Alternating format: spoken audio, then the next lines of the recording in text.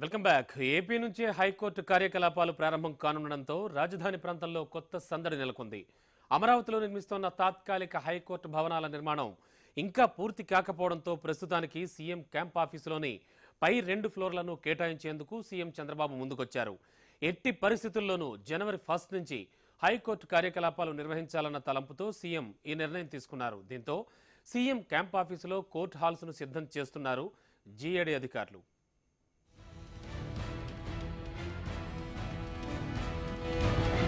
నవ్యాంధ్ర రాజధాని అమరావతిలో కొత్త సందడి నెలకొంది. జనవరి 1 నుంచి మన ప్రాంతం నుంచే ప్రత్యేక హైకోర్టు కార్యకలాపాలు ప్రారంభం కానున్నాయి.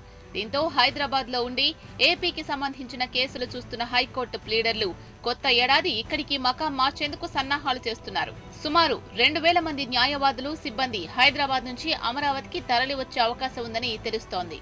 అమరావతిలో నిర్మిస్తున్న తాత్కాలిక హైకోర్టు భవనాల నిర్మాణం ఇంకా పూర్తి కాకపోవడంతో ప్రస్తుతానికి విజయవాడలోని సీఎం క్యాంపు కార్యాలయాన్ని కేటాయించేందుకు సీఎం చంద్రబాబు ముందుకొచ్చారు. ఎట్టి పరిస్థితుల్లో నూతన ఏడాది తొలి రోజు నుంచి రాష్ట్ర హైకోర్టు కార్యకలాపాలు మొదలు కావాలన్న తలంపుతో ఈ నిర్ణయం తీసుకున్నారు. నిన్ననే హైకోర్టు మనకు నూతనమైన హైకోర్టు ఆంధ్రప్రదేశ్కు 2గా డివైడ్ చేసి మన హైకోర్టు జనవరి 1 నుంచి ఫంక్షనింగ్ కూడా నోటిఫికేషన్ ఇచ్చారు.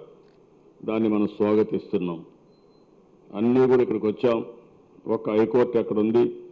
ఎంత తొందరలో ఆ హైకోర్టు కూడా ఇక్కడికి వస్తే ఈ గడ్డ మీద న్యాయ పరిపాలన కూడా జరిగే అవకాశం ఉంటుంది. దానికోసమే స్వాగతించాం. ఇప్పుడే డిస్ట్రిక్ట్ కోర్టు భవిష్యత్తు కోసం దాన్ని కట్టి తాత్కాలిక హైకోర్టు కింద దాన్ని పనిచేపిస్తాం. జనవరి 1 నుంచి 4వ తేదీ వరకు కొత్త హైకోర్టు పనిచేయనుంది. జనవరి 5 నుంచి 20 రోజుల పాటు సెలవులు కావడంతో తిరిగి నెలాఖరులో హైకోర్టు కార్యకలాపాలు కొనసాగనున్నాయి. ఆ సెలవులు పూర్తయ్యే నాటికి అమరావతి సిటీ సివిల్ కోర్టును సిద్ధం చేయించాలనే సంకల్పంలో సీఎం చంద్రబాబు ఉన్నారు. అప్పటి వరకు సీఎం క్యాంపు కార్యాలయంలో కోర్టు హాల్స్ ను జీఏడీ అధికారులు సిద్ధం చేస్తున్నారు. మరోవైపు కొందరు న్యాయవాదులు గుంటూరు, విజయవాడ మధ్యలో స్థలాలు, అపార్ట్మెంట్లు కొనుగోలు చేసేందుకు బేరసారాలు నిర్వహిస్తున్నారు. మరికొందరు పేరున్న ప్లీడర్లు సిఆర్డీఏ పరిధిలో ప్లాట్లను ఇప్పటికే కొనుగోలు చేశారు.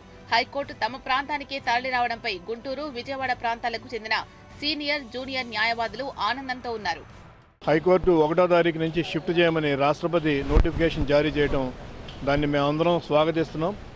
ఈ సీమాంధ్ర ఏరియాలో ఎన్నో సంవత్సరాలుగా బైఫికేషన్ జరగకముందు నుంచి దాదాపు 30 సంవత్సరాలు హైకోర్టు బెంచ్ కావాలని మేము పోరాటం చేయడం జరిగింది.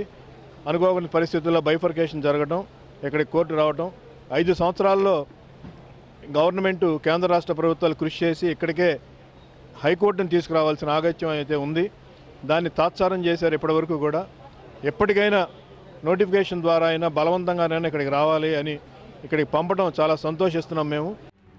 అయితే హైకోర్టు ఏర్పాటుకు మరో 3 నెలలు సమయం ఇచ్చి ఉంటే బాగుండేదని హైదరాబాద్ లో ఉంటున్న ఏపీ న్యాయవాదులు అంటున్నారు. గతంలో ఏర్పడిన రాష్ట్రాలకు గెజెట్ సమయంలోనే కొంత గడువు ఇచ్చిన దాఖలాలు ఉన్నాయంటున్నారు. మరి హైకోర్టు ప్రారంభం నాటికి ఎంతమంది న్యాయవాదులు తరలి వస్తారో చూడాలి. ఇక ఉమ్మడి హైకోర్టు విభజన తేదీ ఖరారు చేయడంతో ఏపీ ప్రభుత్వం దృష్టి సారించింది. వసతుల కల్పనపై CM Chandrababu Naidu CRDA commissioner, ఏజీలతో సమీక్ష నిర్వహించారు. హైకోర్టు కోసం నిర్మిస్తోన్న భవనం ఇంకా పూర్తి కానందున సీఎం క్యాంపు కార్యాలయంలో ఏర్పాట్లు చేయాలని ఆదేశించారు. అయితే వచ్చే నెల 22 నాటికి భవనాన్ని పూర్తి చేసి అందిస్తామని ఎల్ఎన్టీ ప్రతినిధులు హామీ ఇచ్చారు. అవసరమైతే నెలాఖరు వరకు గడువు తీసుకోవాలని సూచించిన సీఎం ఎలాంటి ఇబ్బందులు కలగకుండా అన్ని ఏర్పాట్లు పూర్తి చేయాలని అధికారులను ఆదేశించారు. పాలనపరమైన ఇబ్బందులు రాకుండా ముందస్తుగానే అన్ని వసతులు, సౌకర్యాలు కల్పించాలని సూచించారు.